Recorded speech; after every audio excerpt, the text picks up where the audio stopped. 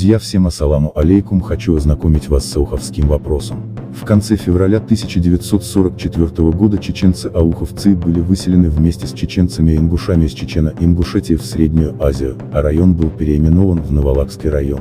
Часть района была передана соседнему Казбековскому району и заселена аварцами из Алмака. Согласно решению Третьего съезда народных депутатов, район должен быть восстановлен в границах 1944 года, включением в Ауховский район сел Ленинау и Калининау-6.